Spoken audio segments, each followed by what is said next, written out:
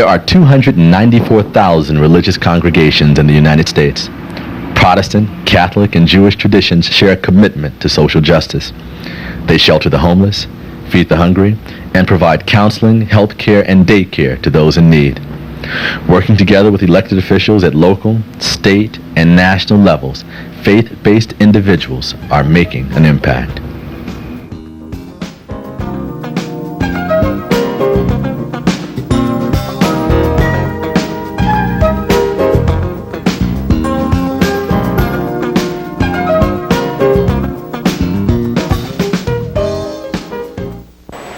The annual Impact Legislative Briefing in Washington, D.C. provides a special opportunity to experience the power of working as part of an interfaith community. Every year, for 4 days, nearly 600 Impact members gather in the buildings which house our Congress in Washington, D.C. to examine the issues which Congress is considering, with the help of experts, including senators and congresspeople.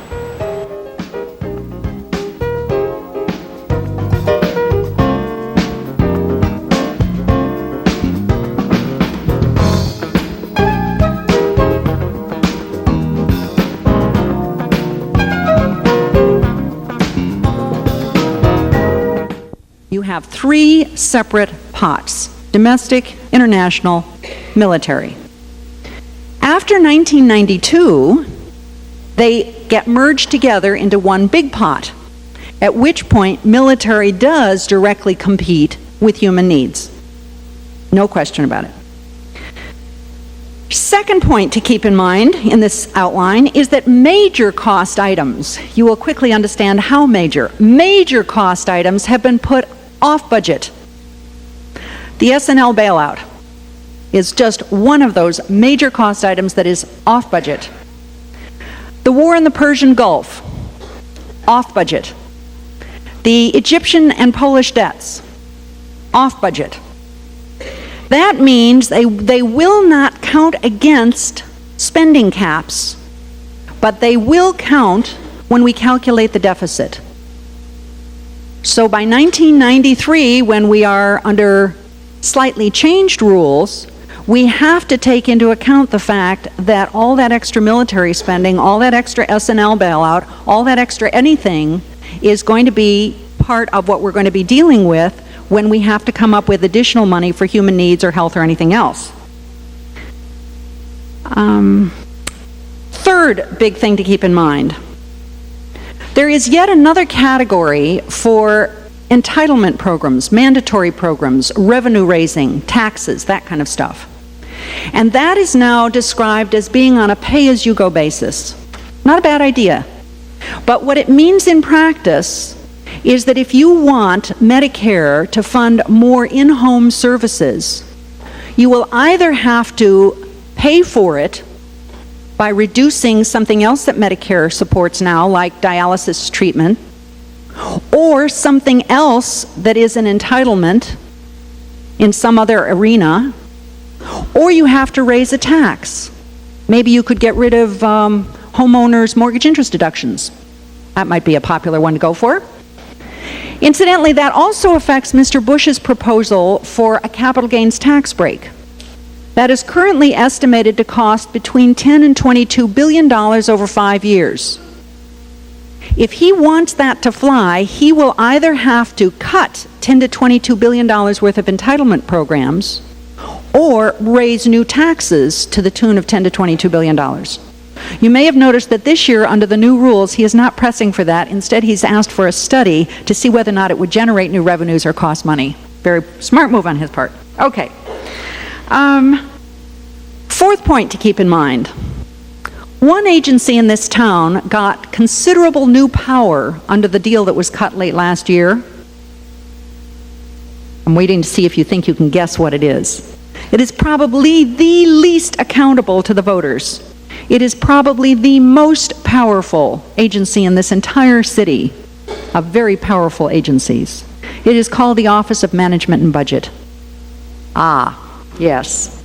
OMB gets major new powers under this deal, and yet they have a history of being particularly partisan in their estimates of what the economy is going to look like. They tend to say that tax revenues are going to be high, employment is going to be high, unemployment is going to be low, costs are going to be low.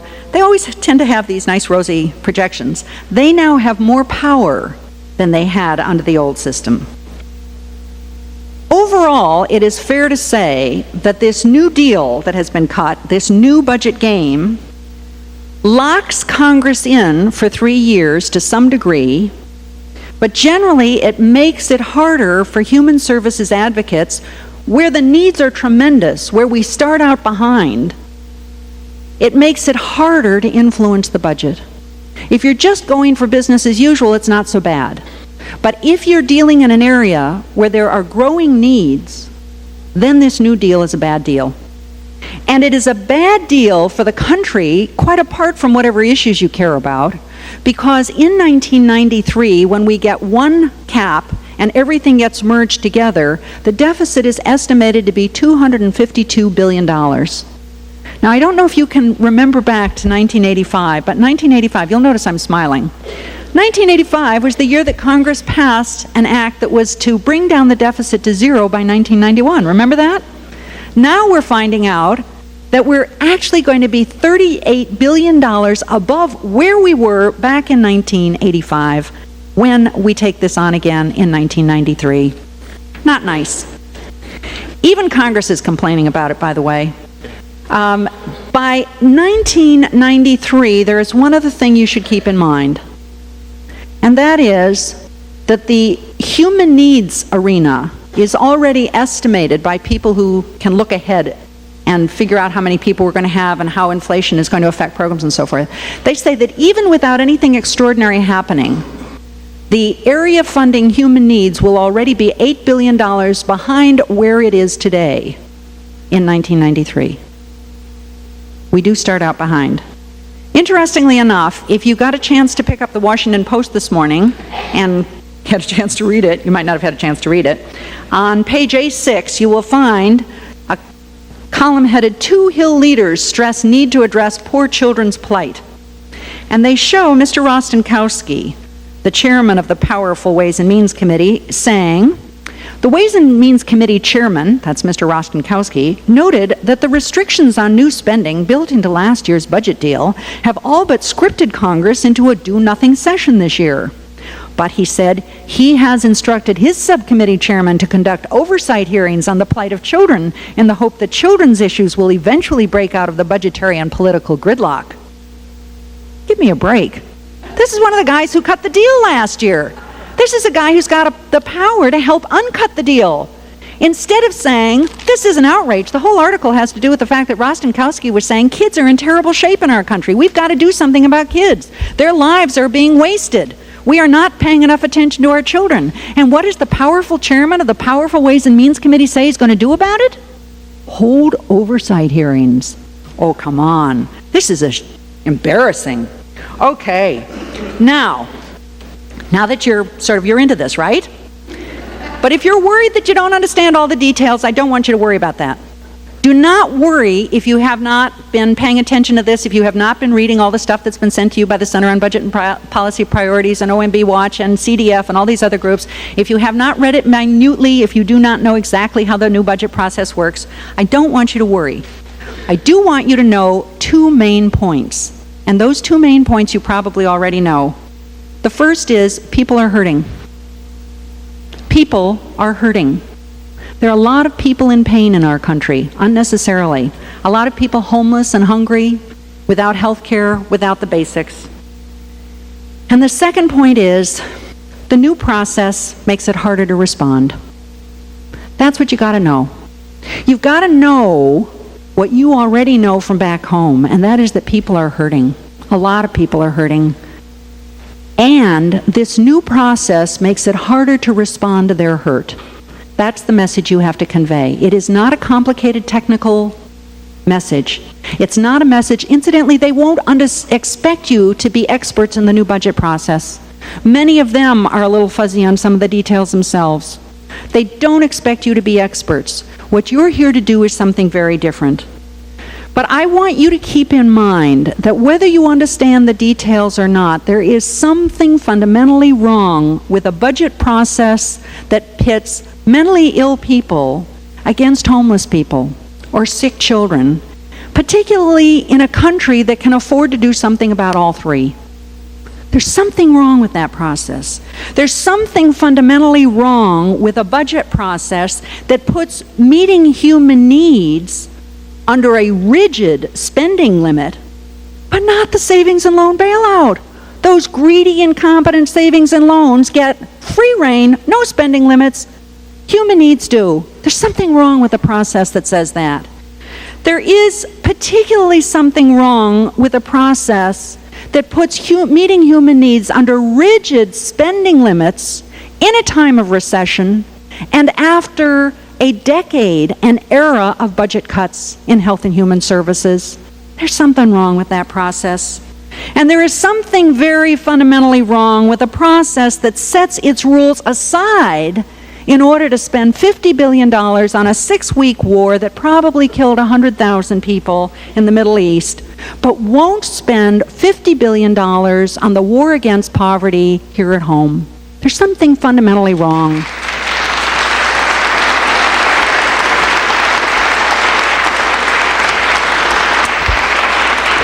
Incidentally, I just checked last night. Just about a year and a half or 2 years ago, the Commerce Department estimated that it would take $49 billion to eliminate the poverty gap in this country, to bring everybody in poverty up to the poverty line. Now, at the time, everybody said, $49 billion. They practically gagged getting it out of their mouths. They said, oh, such an unrealistic figure. How can you poverty advocates even say that without being ashamed to throw around numbers like that? The United States can't afford $49 billion. Out of the question. That was before. And there is something very fundamentally wrong with a process that says any cost is justified to protect the lives of 500,000 soldiers, but no cost is justified to protect the lives of over 30 million poor people here at home. There is something fundamentally wrong.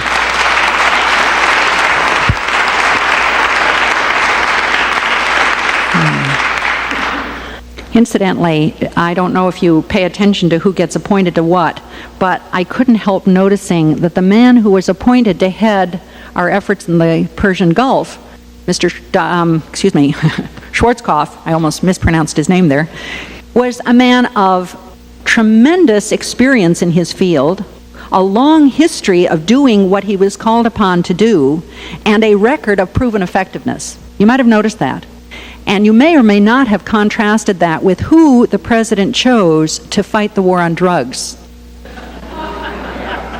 A guy who lost his political race, a political loser with virtually no experience in this except that he had served one term as the governor of Florida, or who in these recessionary times has been put in charge of the Department of Labor to oversee the war against unemployment, recession, and the despair that comes from being one of the working poor. Another political loser. Very interesting. I won't belabor that point. Okay. Your job is really quite a simple one. Your job is not to worry about whether or not you are technically expert in this new process. Your job is to be advocates. Your job is to be voices for people who don't have voices in this town nearly as often as they ought to. Your job is to be speaking up for people who are troubled and poor. And it's so simple. Your job is to make the case for the need. Their job is to figure out how to pay for it. Your job is to figure out how to make the case for the need in the most compelling way you possibly can. And then your job is to insist that any process that prevents responding to that need is a process that has to be changed. That's your job. If there are needs and the current process prevents us from responding to them, your job is to say, change the process. I'm a voter, I'm a taxpayer. With all due respect, you work for me. I want you to change the process. Well, that's where you come in. You got to be stirred, and you've got to stir up the people on these corridors and all over this part of Capitol Hill. That's why you're here today. I am sure that you've been getting lots of advice about how to do it. I'm going to add just two quick little items of advice, two of my favorite pieces of advice. First of all, you know that you are here to be a voice. Sometimes people are not sure how to be a voice. Well, one of my all-time favorite advocacy techniques, I picked up one morning when I got on the subway here in Washington, and as you can imagine, the subway cars are pretty full under the best of circumstances. It happened to have been cherry blossom time, so the place was full of tourists. By the way, I knew they were tourists because tourists are on vacation, so they are smiling. We are on our way to work. We are not smiling. Easy to pick out. Okay, so I get into this very crowded subway car, and I spotted about 2/3 of the way down the car, there's a woman I knew, and I kind of nodded and waved to her, and she nodded and waved back. And I started opening up my paper like you do on the subway, scrunched up, started into it, and all of a sudden I heard my name being called. She said, "Hey, Nancy." Oh, yeah, it was that lady I had spotted. She said, "Hey, Nancy, did you see what the Senate Human Resources Committee did yesterday?" I was so mortified, I can't tell you. I mean, they're in front of God and everybody. She was about to tell me something I could read about in my paper, right? But I had acknowledged her, so I could hardly be rude. So I said, "No, what?" "Well," she said, "they did something yesterday that's going to affect every working family in America. And I'll bet most people don't even know about it yet." So I fed her straight lines. I said, "I can't stand it. What did they do?" She told me more. "Oh no, how do they think they can get away with that?" Well, she told me more. "I can't believe it. No kidding." "Yes," she said. And then, great. Those tourists were like people at a ping pong match. They were bong, bong, bong, right? When we pulled into Metro Center, she got out her end, and I spotted her getting up, so I dashed out my end, and I caught up with her in the station. I said, "That was great. Those people were just lobbied by a pro. Do you do that very often?" She said, "I do it all the time. You know, I especially like elevators. They can't get off." You want to be a voice for poor people? Be a voice. No problem. It's great. And it doesn't cost anything. So as you are walking around these corridors, chat. Raise your voice a little bit. You don't have to be rude about it. Just, keep saying things like, "Did you see what Rostenkowski said in the paper this morning? I can't stand that. How do they think they can get away with this?" As you're walking into the ladies' room or the men's room, strike up conversations, chat in the elevators. They will be very conscious of you. They'll be hearing these little voices all over the place. Staff people will hear it. Members will hear it. The wives and the families of the people will hear it. Everybody will hear it. Be a voice. It's not hard. And the second thing you want to do is you want to be a presence, right? Well, wear your buttons, your badges. Never take them off. And, where did I set down my program. I'm sorry, I don't happen to have it right here. But your program has impact, interfaith impact on it. Turn it around so that front cover is in your arms, flashing up like this, so that everywhere you go, they will see this green cover. They will see this badge. You will start to be like those people in the old movies, the old Groucho Marx movies where the same two people keep running around the deck, right? And people think there's a mob running around. Well, great. It's easy. Just be a little bit of a presence. Okay, that's my 2 pieces of free advice. You may or may not have been keeping score, but the Congress that just concluded late last year racked up a tremendous record. They passed the Act for Better Child Care, the first time in years the nation has had any kind of national child care policy. Yes, you bet. They passed the Americans with Disabilities Act, extending to disabled people of all kinds all the protections of the Civil Rights Act, a very important movement. They passed the Younger Americans Act, something that's been talked about for years. They expanded Medicaid to cover a lot more high-risk mothers and babies and children under the poverty line. They made some expansions in Medicare. At the same time they were cutting down some things in Medicare, they also expanded some things under Medicare. They improved some of the coverage for mentally ill people. They expanded the earned income tax credit for low-earning working families. They created a new tax credit for low-earning families with very young children. For the first time in about 8 years, they put new money into domestic violence services and into low-cost housing. And they did a whole lot of other things as well. They did a lot last year. That was a terrific record that was racked up. Now, it is worth keeping in mind as you make your rounds, for a couple of reasons. First of all, none of it was accidental. It just simply did not happen that one morning in Washington, D.C., 535, or half of that, a majority of that, plus one, woke up and said, "Hey, Charlie, what do you think we ought to do?" "Gee, I don't know. What do you think we ought to do, Stan? Think we ought to spend a little money on poor people?" "Gee, I don't know. You want to throw a little money at domestic violence?" "Gee, why not? We haven't done that in a while now." It doesn't work that way. None of that stuff was accidental. And none of it happened without pressure from state and local areas. None of it.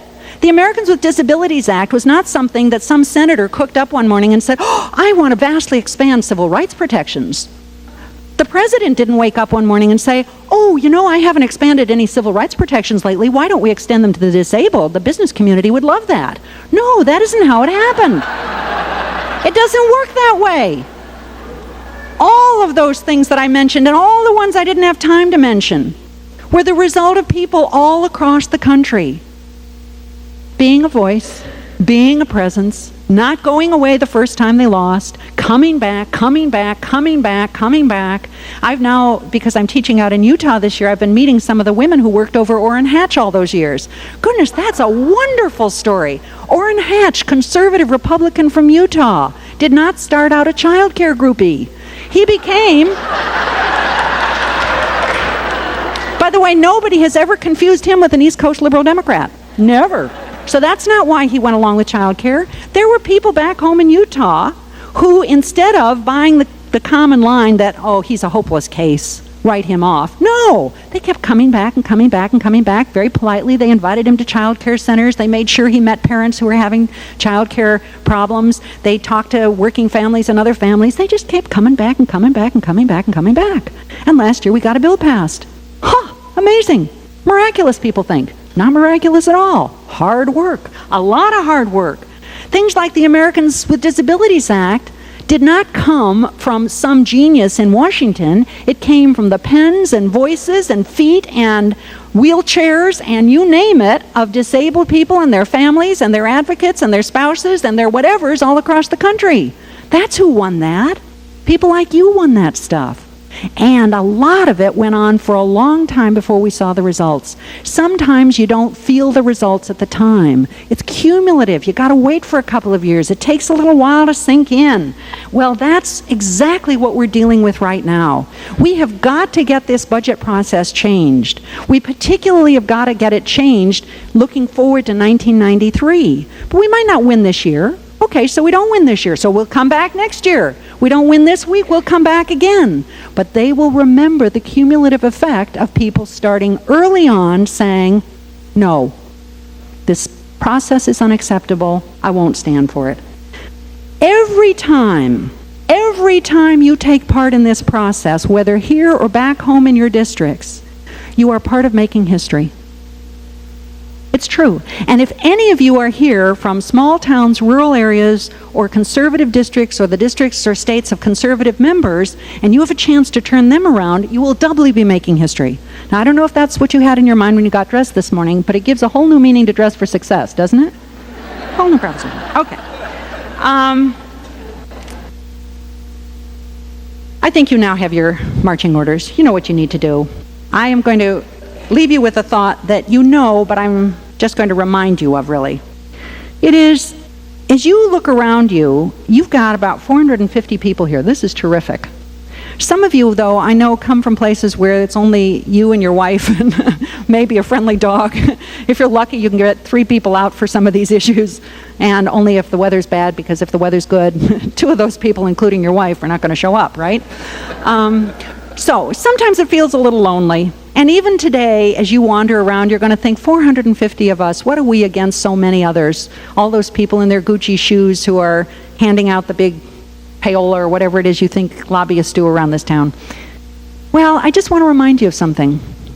In a democracy, especially our democracy, where every voice and every vote counts, doing nothing is a political act. It's a vote for the status quo. It says you think the way things are right now is absolutely hunky-dory. Not only that, in our system, big numbers are not what it takes. Big commitment is what it takes. If you'll recall, you were reminded this morning of Desmond Tutu and Nelson Mandela. Well, do you remember how many people stood at the South African embassy door to start the change in the way the United States acted toward South Africa? 3. 3 people. It wasn't 300, it wasn't 3,000, it wasn't 3 million. It was 3 courageous people. Do you remember how many people it took to start MAD? One One grieving mother whose child had been run down by a drunk driver. And now there are mad and sad chapters all over the country. We now have hospice in this country because a handful of families with terminally ill family members brought it here and fought for it here. We know from the civil rights movement that you don't ever expect to have 90% of the population be the activists. 10%, they say, is what it took. Political scientists say it takes 1 or 2% to start a revolution. It takes 10% to sustain a movement. 10%. What you have to do is find that 10% in your community, in your church, in your group, in your whatever, and you have to cultivate that 10%. That 10% can turn things around. Incidentally, 10% can also sour things. Look at David Duke in Louisiana. It doesn't take big numbers, it does take big commitment. So, as you leave here, I want you to leave thinking of my favorite definition of a good advocate, which I learned one day. This was back when I was the director of FRAC. I trust you all know FRAC, the Anti-Hunger People Food Research and Action Center. We had a softball team called the Mother Frackers. You maybe didn't know. Okay. Anyway, we blew the whistle on ketchup as a vegetable. Ah, that group, yes. Okay, FRAC. Back in the days when I was at FRAC, I can remember feeling particularly gloomy one day because it seemed like all the power, all the money, all the access, all the everything was on the other side. That's how it always feels, right? No matter what it is. And I was feeling particularly put upon and tired and discouraged, and I trotted off to an old friend who's an organizer named Jeff, and I started complaining to Jeff.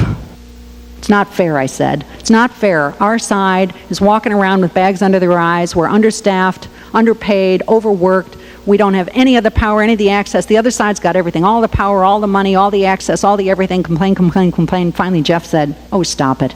He said, "Don't you know by now what a good advocate is?" Well, what? He said, "A good advocate is like those good guys in the old cowboy movie. You know the ones I mean. There are only 2 of them left. They've been riding along. There are only 2 good guys left. They find themselves on the top of a plateau, and all of a sudden they realize that looming ahead is a sheer drop-off. Oh my God. What are they going to do? Are they going to jump off? Because down here in the valley are the bad guys. There's a horde of bad guys, and they are pounding along down there in the valley. Not only are there more of them, but they are mean and they are ugly. When you see the close-ups on them, you see how ugly they are. The bristles are sticking out of their cheeks. Even their horses are ugly. They are mean. Whoa. What are our good guys going to do? Are they going to give up? Are they going to jump off? No. What do? One of them gets behind a rock, starts getting a couple of stones, and starts pounding them together. The other one gets a big stick and starts whipping up a big cloud of dust, right? Pretty soon, those bad guys down there in the valley, they look up and they start to hear that noise swell up there. They see that cloud of dust getting bigger and bigger. And they look up and they say, "Oh no, there must be more of them than we thought." And they turn tail and run. And that's what you've got to do. If there are only 2 of you, one of you get behind a stone and make as much noise as you can. The other one find a big stick and wake up the biggest cloud of dust you can. And that is how we can make a difference on behalf of poor people. Thank you.